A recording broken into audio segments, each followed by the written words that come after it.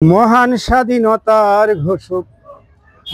স্বাধীনতার ঘোষক শহীদ জিয়াউর রহমান, সফল সেরা রাষ্ট্রপতি, গাইব তোমার গুণগান।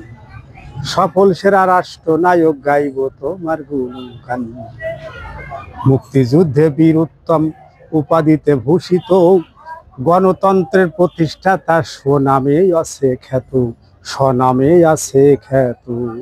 দেশের কল্যাণে কত, দেশের কল্যাণে কত, দেশের কল্যাণে কত রাখিয়াছো অবদান।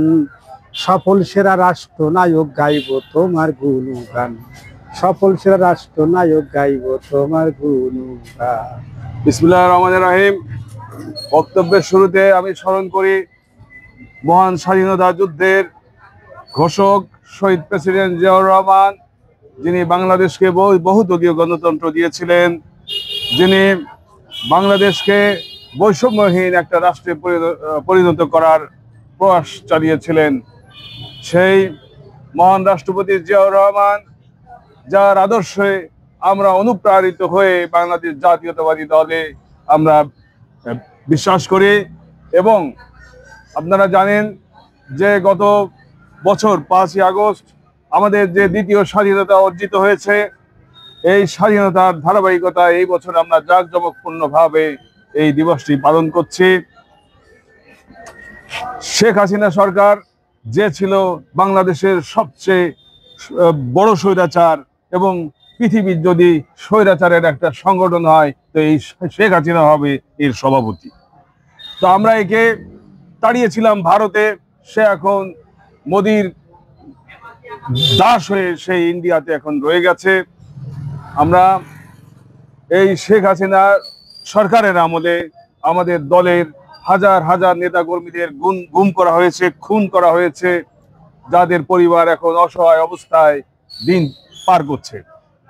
আপনারা জানেন গত জুলাইয়ে কোটা আন্দোলন থেকে শুরু হয়েছিল এবং দেশনায়ক তারেক রহমানের নির্দেশে আমরা এক দফা আন্দোলনে গিয়েছিলাম। আজকের যে বিজয়, এটা সম্মিলিত বাংলাদেশি মানুষের ঐকান্তিক প্রচেষ্টা, এটা কারোর একার না।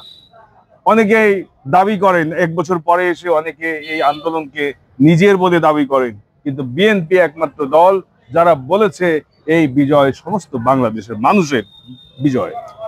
তো যাই হোক, এই বিজয় এর কারণ হচ্ছে যে বাংলাদেশের মানুষ, আমরা যারা সাধারণ জনগণ, আমরা চাই বাংলাদেশ একটা বৈষম্য মুক্ত, গণতান্ত্রিক এবং একটা মানবতা পরায়ণ দেশের জন্য পরিণত হয়, যেখানে বৈষম্য থাকবে না, যেখানে মানুষের মূল্যায়ন করা হবে, যেখানে আসলে গণতান্ত্রিক আমার ভোট দেওয়ার অধিকার থাকবে, তেমনই একটা দেশ আমরা চাই। তো আজকের এই যে তাৎপর্য, এটা যেন যুগ যুগ ধরে অব্যাহত থাকে এবং বাংলাদেশের জন্য কোনো ধরনের স্বৈরাচার মাথা ছাড়া দিয়ে উঠতে না পারে, সেই দিকে আমাদের সবাইকে খেয়াল রাখতে হবে। এই বলে আমার বক্তব্য শেষ করছি। বাংলাদেশ জিন্দাবাদ।